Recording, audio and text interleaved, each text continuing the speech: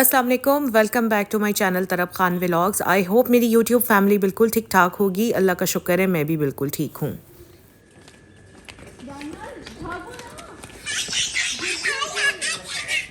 अच्छा तो जी, ये व्लॉग मेरा स्टार्ट हो रहा है फ्राइडे से और आज वॉइस ओवर करने में बहुत मुश्किल हो रही है क्योंकि स्मोक की वजह से गले में बहुत इरिटेशन है, आँखों में जलन है, नाक बंद है, सीवियर एलर्जी हुई हुई है क्योंकि लाहौर में स्मोक सिचुएशन बहुत ज़्यादा ख़राब हो चुकी है। इतनी ख़राब हो गई है कि बच्चों की क्लासेस भी अब ऑनलाइन हो रही हैं, फ़िज़िकल क्लासेस बंद हैं। हायर क्लासेस की फ़िज़िकल क्लासेस हो रही हैं उसी तरह जिस तरह पहले होती थी।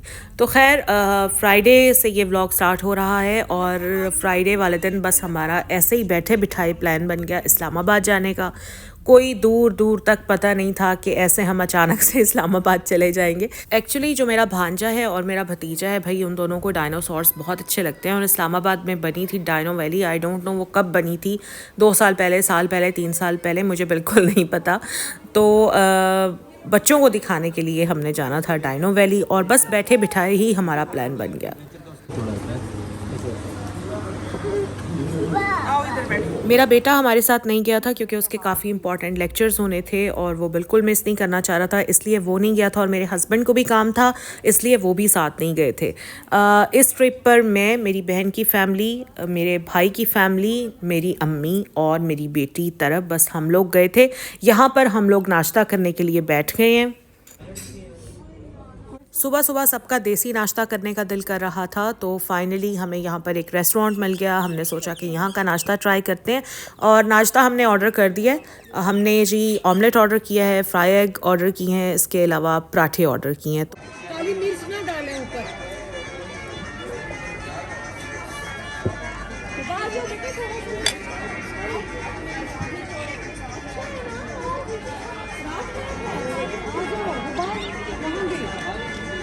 फ्राइड एग सिर्फ अम्मी के लिए ऑर्डर किए थे तो वो अभी बन रहे हैं, साथ में चाय भी हमने ऑर्डर कर ली थी। और बहुत अरसे बाद पराठा और चने अपने सामने देखकर दिल इतना खुश हो रहा था क्योंकि डाइटिंग की वजह से एक लंबा अरसा हो गया है मैंने पराठे और चने की शक्ल भी नहीं देखी थी।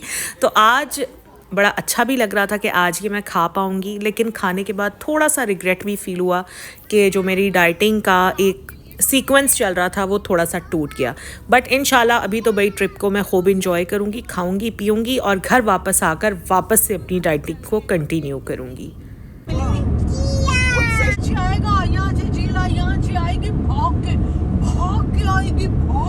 ये मेरी अम्मी बहुत ही प्यार से, मोहब्बत से अपने नवासे से उसी की ज़ुबान में बात करने की कोशिश कर रही हैं। आप लोग जानते ही हैं कि ग्रैंड पेरेंट्स किस तरह अपने ग्रैंड चिल्ड्रन से प्यार और मोहब्बत से बात करते हैं। बस मेरी अम्मी की ये एक मोहब्बत वाली लैंग्वेज है। वो अपने पोते से भी इसी तरह बात करती हैं और वो अपने नवासे से भी इसी तरह बात करती हैं।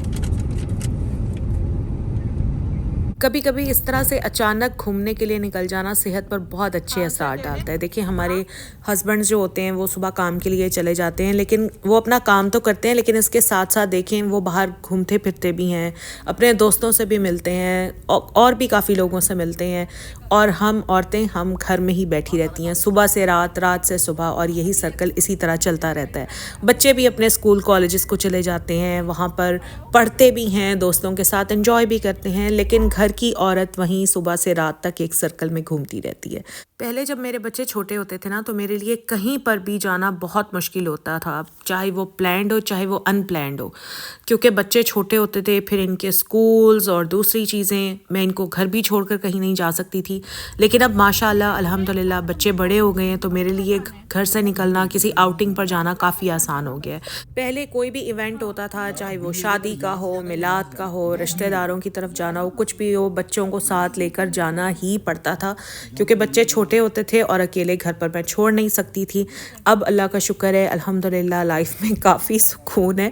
अब अगर मुझे कहीं अकेले किसी इवेंट में जाना हो तो मैं आराम से चली जाती हूँ क्योंकि बच्चे माशाल्लाह बड़े हो गए हैं, घर पे रहते हैं, उनके खाने पीने का भी कोई इशू नहीं होता। वैसे तो मेरी कोशिश होती है कि मैं जहाँ भी जाऊँ खाना बनाकर ही जाऊँ, बट सपोज़ अगर मैं नहीं भी बना सकी तो बच्चे ऑर्डर करके मंगवा लेते हैं, तो इसलिए अल्लाह का शुक्र है कोई प्रॉब्लम नहीं होता। तो बातों बातों में हम इस्लामाबाद तो पहुंच ही गए थे। अभी हम ब्लू एरिया में घूम फिर रहे हैं। लाहौर से इस्लामाबाद की ट्रैवलिंग सिर्फ 4 साढ़े 4 घंटे की है, तो इसलिए ना थकावट होती है, ना ही ये सफ़र कोई इतना मुश्किल सफ़र लगता है। नो डाउट इस्लामाबाद एक बहुत खूबसूरत शहर है। इसकी खूबसूरती, इसकी खामोशी, इसकी सीनरी, इसकी ग्रीनरी ऑब्वियसली हर किसी को अट्रैक्ट करती है। लेकिन भाई जो रौनक हमारे लाहौर में है ना, वो रौनक कहीं और हो ही नहीं सकती। अभी इस मौसम में भी आप लोग देख लें कि शाम को हम आई थिंक 6:30-7 बजे के करीब जब यहाँ मार्केट्स में फिर रहे थे, तो रोड्स इतनी सुनसान और वीरान पड़ी थी कि लिटरली हम लोगों को फ़ील हो रहा था कि जैसे 6:30-7 बजे सब लोग अपने घरों में बंद हो गए हैं। और हमारे लाहौर में रात को लोग जागते हैं, दिन में सोए रहते हैं और रात को जागना शुरू करते हैं। अभी जनाब हम F7 और F8 में ही घूम रहे हैं, क्योंकि हमें फ़ौरन से पहले होटल में चेक इन करना है, अपना सामान वगैरह रखना है, और फ्रेश होने के बाद हमें निकलना है डाइनो वैली की तरफ। इधर से हम जाएं, ये तो फर्स्ट ये वाला राइट जाओगे, एंड पे जाके बिल्कुल एक इधर दरमियान में कटा, तो उधर नहीं जाना, सीधा आखिर में जाओगे। अपने होटल की तरफ जाते जाते हमने सोचा क्यों ना फैसल मॉस्क पर एक पिक्चर ही बनवा लें। फैसल मस्जिद हम पहले भी बहुत बार आए हुए हैं, इसलिए अंदर जाने का फ़िलहाल कोई प्लान नहीं था। बहुत रश हुआ था, हमने सोचा कि बाहर ही खड़े होते हैं और एक तस्वीर बनवा लेते हैं। बल्कि तस्वीर बनवाने के लिए भी कोई राज़ी नहीं था, सब बहुत अपोज कर रहे थे कि सिर्फ एक तस्वीर बनवाने के लिए फैसल मस्जिद क्यों जाना है, क्योंकि सबने पहले कई बार देखी हुई थी, इसलिए अभी कोई भी इंटरेस्टेड नहीं था अंदर जाने में। बट मैंने कहा भाई कुछ भी हो, तस्वीर तो बनानी ही बनानी है। तो हमने जी होटल में चेक इन कर लिया है। ये मेरा रूम है, सामने डबल बेड है, इस पर मैं और तरब होंगे, और ये सामने सिंगल बेड पर मेरी अम्मी सो रही हैं। बाकी ये पूरा रूम मैं आपको दिखा रही हूँ। बाकी मेरी बहन और बहनोई का जो रूम था वो फर्स्ट फ्लोर पर उन्होंने लिया था, और भाई भाभी ने भी फर्स्ट फ्लोर पर ही रूम लिया था। करके जा रहे हैं गोरे लोग, वो आगे भी तो है छोटा सा। तो अभी हम जा रहे हैं डाइनो वैली की तरफ, और ये वही ट्रैक है जहाँ पर दामने को भी है, जहाँ पर मोनाल भी है। बट अब मोनाल नहीं है, पहले हम इस ट्रैक पर जाते थे मोनाल जाने के लिए, बट अब मोनाल तो हो गया है ख़त्म, और अभी हम सीधा जाएंगे डाइनो वैली की तरफ। और डाइनो वैली बहुत हाइट पे है, मतलब मोनाल से भी ऊपर है डाइनो वैली ना। इस रास्ते में इतने बंदर थे जिन्हें हम देखकर इतने ज़्यादा एक्साइटेड हो रहे थे। तो अभी हम तो पहुंच चुके हैं, लेकिन अभी हम वेट कर रहे हैं हमारी दूसरी गाड़ी का, जिसमें बाकी लोग हैं। वो लोग आ जाएं तो फिर चलते हैं, पहले टिकट्स ख़रीदते हैं और फिर चलते हैं ऊपर डाइनो वैली की तरफ, क्योंकि डाइनो वैली में एंटर होने से पहले आपको टिकट तो बाई करनी ही होगी।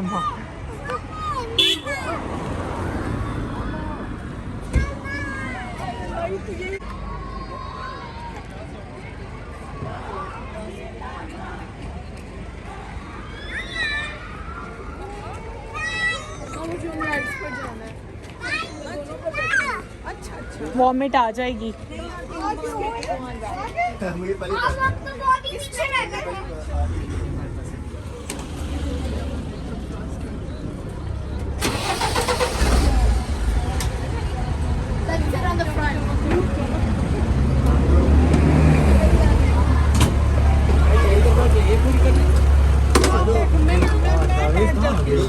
अब पीछे पीछे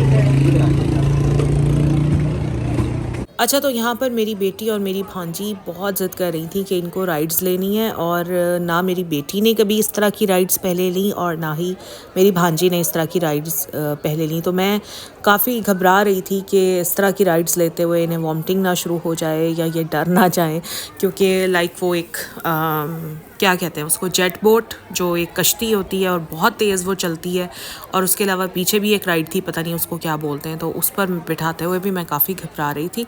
लेकिन जब इन दोनों ने बहुत ज़्यादा ज़िद की तो मैंने कहा इट्स ओके, आप लोग बैठ जाओ, अगर डर लगे तो मुझे आवाज़ दे लेना और फिर मैं बोट बंद करवा दूँगी।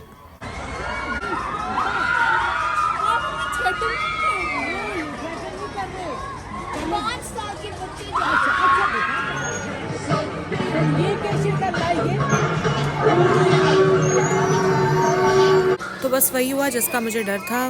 बोट के चलते ही दोनों बच्चियों ने बहुत चीखें मारना शुरू कर दी थी, और बिल आखिर मैंने फिर जल्दी उन्हें कहकर मैंने बोट हल्की करवाई। बोट को रुकवाया और दोनों बच्चियों को उतारा, लेकिन इसके बावजूद भी दोनों बाज नहीं आई थी। उसके बाद फिर पीछे वाली राइड भी इन्होंने ली थी।